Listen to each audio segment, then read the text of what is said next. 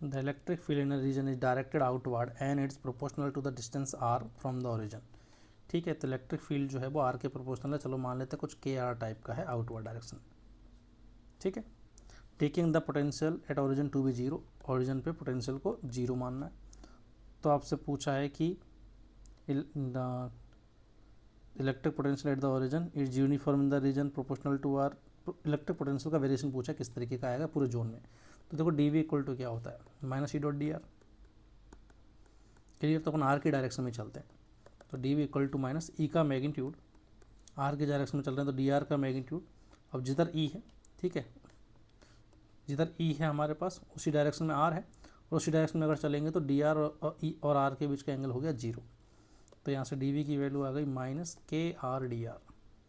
Limit लगाते हैं, जब आर जीरो है तो पोटेंशियल जीरो, किसी भी आर पे आ जाएगा पोटेंशियल वी। तो यहाँ से वी माइनस जीरो की वैल्यू आ रही है माइनस के आर स्क्वायर बाई टू।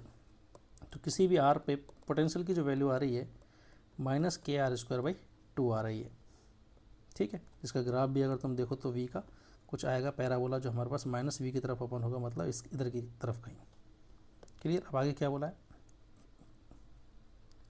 कि ये जो पोटेंशियल है हमारे पास is uniform in the region, नहीं यूनिफॉर्म नहीं है, आर स्क्वायर पर प्रोपोर्शनल है, प्रोपोर्शनल टू आर गलत हो जाएगा, प्रोपोर्शनल टू आर स्क्वायर सही है। Is increases as one goes away from the origin, जब ओरिजिन से अगर अपन दूर की तरफ जाएंगे तो यहाँ साफ साफ पता लग रहा है ओरिजिन पे ही मैक्सिमम है जीरो, बाकी ओरिजिन से दूर जाने पे तो ये नेगेटिव की तरफ जा रहा है, मतलब कम होता जा रहा है। पोटेंशियल में प्लस माइनस, ठीक है, स्केलर क्वांटिटी तो प्लस माइनस उसकी वैल्यू में ही इंक्लूडेड होते हैं। ठीक है, तो उसको कंसिडर करेंगे अपन, तो साफ साफ कह सकते हैं जैसे जैसे आर बढ़ेगा, आर बढ़ेगा तो ये वैल्यू नेगेटिव में बढ़ेगी, नेगेटिव में बढ़ना मतलब कम होना, तो पोटेंशियल डिक्रीज होगा। तो ये बोल रहा है कि it increases as one goes away from the origin, नहीं ये गलत बात हो जाएगी। तो करेक्ट आंसर आएगा ओनली सी। ठीक है बेटा, तो ये हमारा ऑब्जेक्टिव सेकंड का डिस्कशन कंप्लीट हुआ।